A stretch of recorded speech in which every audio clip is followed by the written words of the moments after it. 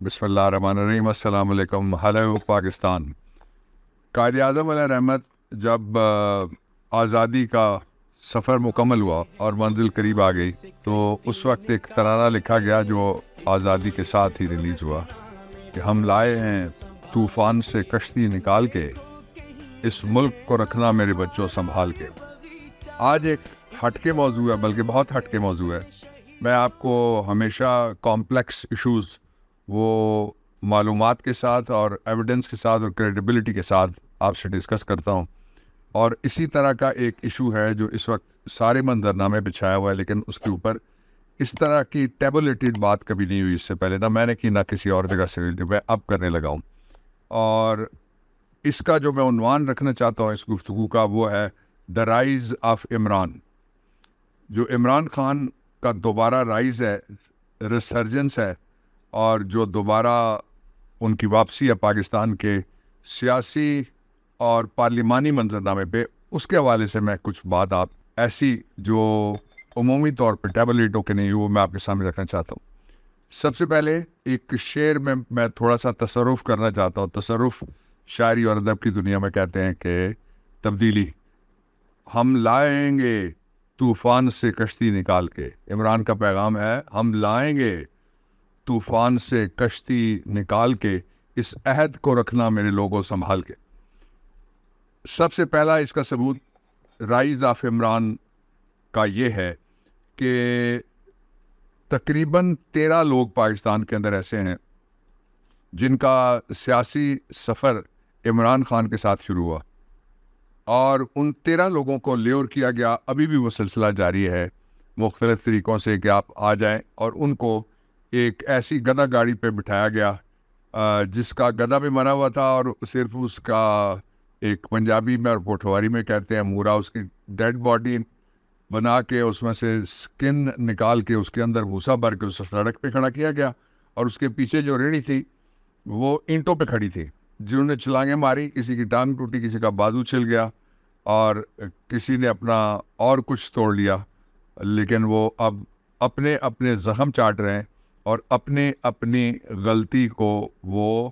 اپنی اپنی فتح بنا کے اپنے اپنے حلقوں میں پیش کر رہے ہیں کہ دیکھنا پھر یہ ہوگا اور دیکھنا پھر وہ ہوگا، اور جو وہ دیکھنا ہے وہ سارا عمران سے شروع ہوتا ہے، اور وہ جو دیکھنا ہے وہ سارا عمران پہ ختم ہوتا ہے۔ اب پہلا جو کام ہوا وہ یہ ہے کہ جتنے لوگوں کو لا کے یہ تیاری کی گئی تھی کہ استحکام پارٹی بنائی جائے گی، استحکام پارٹی اب ناکام پارٹی ہے۔ شروع میں یہ میں نے کہا تھا یا یہ ذلت پارٹی بنے گی یا قلت پارٹی بنے گی، اس کی پہلی سٹیج آ گئی ہے کہ استحکام پارٹی ناکام پارٹی بن گئی ہے۔ اس کا مطلب یہ ہوا کہ عمران خان کی جو سپورٹ بیس ہے اس میں کوئی کمی ہوئی ہے یا اضافہ، یہ سوال ہے۔ اگلا، عمران خان کی جو سپورٹ بیس ہے، جو مرضی آپ نکال کے دیکھ لیں،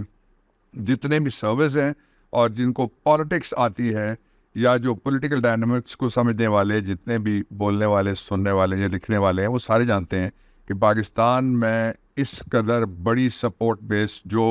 9 مئی کے واقعات کے بعد، یہ یاد رکھیے گا 9 مئی سے پہلے عمران خان گرفتار ہو گئے تھے، یہ یاد رکھیے گا ان کی گرفتاری کی وجہ سے 9 مئی کے واقعات کہتے ہیں کہ ہوئے، اور یہ بھی یاد رکھیے گا کہ جب وہ سپریم کورٹ میں پیش ہوئے تو ان کو پوچھا گیا تھا، انہوں نے کہا مجھے تو کچھ پتہ نہیں تھا ان واقعات کا، اس لیے کہ میں تو قید خانے میں تھا اور قید تنہائی میں تھا، اور میں سولٹری کنفائنمنٹ میں تھا۔ تو یہ دوسرا جو ہے اس کا پہلو وہ بہت اہم ہے۔ وہ پہلو یہ ہے کہ عمران خان کی جو ریسرجنس ہے وہ اس طرح سے ہوئی ہے، میٹورک، اس طرح سے آسمان کو اس نے چھوا ہے جو آسمان سیاست پہ اتنا روشن طریقے سے ستارہ بن کے اس سے پہلے کوئی دوسرا آدمی یوں اوپر نہیں گیا پبلک کے دلوں میں، پبلک کی نگاہوں میں، اور پبلک کی اوپینین میں، اور پبلک کے روح و قلب میں۔ اس کا جو تیسرا پہلو ہے وہ یہ ہے کہ ایک پارٹی تو بن گئی، پھر 2 لوگ اور شروع تھے کہ ہم بھی اپنی اپنی پارٹی بنائیں گے۔ ایک صاحب تھے وہ کے پی میں، انہوں نے بڑی کوشش کی، ان کو سپورٹ دینے کے لیے بڑے بڑے لوگ گئے، انہوں نے بڑی میٹنگز کی، انہوں نے بڑے بڑے عالی شان کھانے کیے، انہوں نے بڑے بڑے خرچے کیے، انہوں نے بڑے بڑے دعوے کیے، یہ سارا کچھ ہوا ہے۔ میں جن کو مخاطب کر کے کہہ رہا ہوں ان کو پتہ ہے یہ کے پی کے لوگ ہیں، اور اس کا نتیجہ کیا نکلا کہ ایک آدھ ایسا آدمی جس کی تحریک انصاف سے پہلے اپنی ڈھائی اینٹ نہیں بلکہ آدھی اینٹ کی مسجد تھی، اور ادھر ادھر لوگ بیٹھے ہوئے تھے، انہوں نے اپنی چھوٹی موٹی پارٹیاں بنائی ہوئی تھیں، جس طرح کے پی کے اندر مختلف ناموں کے ساتھ چھوٹی چھوٹی پارٹیاں، بلوچستان کے اندر چھوٹی چھوٹی پارٹیاں ہیں، اور انٹیریئر سندھ میں بھی ہیں۔ تو یہ جو پارٹیاں تھیں ان میں سے ایک آدھ کو وہ ہوڈ ونک کرنے میں کامیاب ہوا، جس کی اپنی سیٹ ایک بھی نہیں ہے۔ وہ یہ ہو گیا اس کا تیسرا پہلو کہ جی کوئی پارٹیاں بنا رہا ہے، اور پارٹیاں بنیں گی، نکلیں گی، اور مثال دی جا رہی تھی کہ جی فلانی پارٹی میں سے اتنی پارٹیاں نکلی، فلانی اتنی پارٹیاں تو پہلے ہی ہیں، ایک ایک کوئی خاتون ادھر بیٹھی ہوئی ہے، کوئی مرد ادھر بیٹھا ہوا ہے، کوئی ادھر کسی نے کہیں کوفتہ لگایا ہوا ہے، دوسری طرف کسی نے کباب لگایا ہوا ہے، لیکن وہ سارے کے سارے استاد دامن سے جو شعر منسوب کیا جاتا ہے وہ یہ ہے کہ کوئی نہ کرنا ہے سچی گل، کسی لیڈر پہ وہ کہہ رہے تھے کہ کوئی نہ کرنا ہے سچی گل، اکی گل سو سو ول، تھکا نال پکوڑے تل، قوم نو فدو لائی جا، نچی جا نچائی جا۔ تو یہ جو ناچنے والے بھی ہیں اور نچانے والے ہیں، دونوں ان کو پتہ ہے کہ عمران خان کا دوبارہ رائز ہے، اور پہلے سے زیادہ بھرپور اور پہلے سے زیادہ ہمہ گیر ہے۔ اب جو اس کا چوتھا پہلو ہے وہ بڑا امپورٹنٹ ہے، وہ یہ ہے کہ اس وقت جو عالمی ادارے ہیں ان سب اداروں نے یہ بات کلیئر کر دی ہے، جس میں اقوام متحدہ شامل ہے، جس میں یورپین یونین شامل ہے، جس میں باقی مختلف جو رائٹس کی تنظیمیں جس طرح ایمنسٹی انٹرنیشنل شامل ہے، دوسرے لوگ شامل ہیں، وہ کہتے ہیں کہ ہمیں قبول نہیں ہے یہ بات کہ الیکشن نہ ہو، اس لیے الیکشن تو ہوں گے۔ اب الیکشن سے بھاگنے کے راستے سارے بند ہو چکے ہیں، اور آخری جو اس الیکشن سے بھاگنے والوں کے تابوت میں آخری کیل جو ماری ہے وہ یورپی یونین نے ماری ہے، اس لیے کہ ابھی تھوڑے سے مہینوں بعد، یعنی ہفتے ہی آپ کہہ لیجیے گا، انہوں نے پاکستان کا جو جی ایس پی ہے وہ اس کو جو ان کا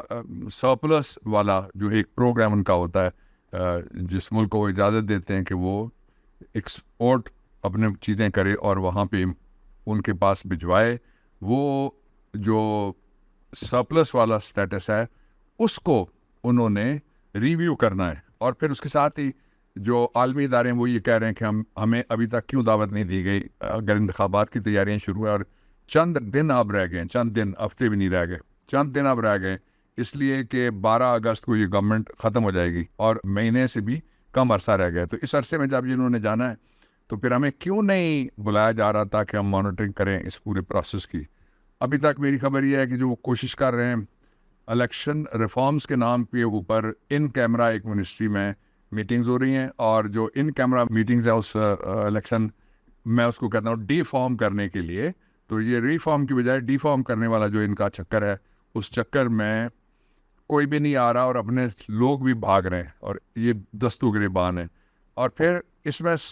سب سے بڑا جو ہے وہ ہے یہ کہ فرسٹ اسٹیپ یہ سمجھا جا رہا ہے کہ کوئی اگر غلط الیکشن کرانے کا ماہر لگا دیا جائے 35 پنکچر ٹائپ والا، تو پھر یہ سارا سنبھالا جا سکتا ہے۔ رائز آف عمران کا جو یہ چوتھا ثبوت ہے کہ ان کو نہ ہاتھ باغ پر ہے نہ پائے رکاب میں، ان کے قابو میں کچھ بھی نہیں آ رہا۔ اور جو پانچواں اور سب سے بڑا ثبوت رائز آف عمران خان کا ہے وہ ہے جو پاکستان کے آئین میں بھی لکھا ہوا ہے، اور پاکستان کے آئین میں لکھا ہوا ہے کہ جو اقتدار کی جنت ہے وہ پاکستان کے ووٹرز یعنی عوام ان کے قدموں تلے ہے، جس طرح ہماری اصل جنت وہ ماں کے قدموں تلے ہوتی ہے، اس طرح سے مدرلی رول یعنی ڈسائسو رول یعنی فنڈامنٹل رول وہ الیکٹریٹ کا ہے۔ الیکٹریٹ کو اسی لیے کہتے ہیں الٹیمیٹ ساورن، کہ آخری حکمران جو ہے وہ ووٹر ہوتا ہے، جس نے فیصلہ کرنا ہوتا ہے حکمرانی کا، وہ سارے کا سارا عمران خان کے ساتھ ہے۔ بہت سارے دوسرے ایشوز بھی ہیں، لیکن میں آج اتنی بات کرنا چاہتا ہوں کہ عمران ہی آئے گا، عمران کو لائیں گے، عمران ہی کے ذریعے پاکستان کو پھر ہم اس درجہ اور اس عزت کے مقام پر اور اس مرتبے پر پہنچائیں گے جو عمران خان نے 3.5 سال میں پاکستان کو، پاکستانیوں کو اور ان کے پاسپورٹ کو ساری دنیا میں دلوا دیا تھا۔ کل پھر بات کروں گا۔ پاکستان پائندہ باد۔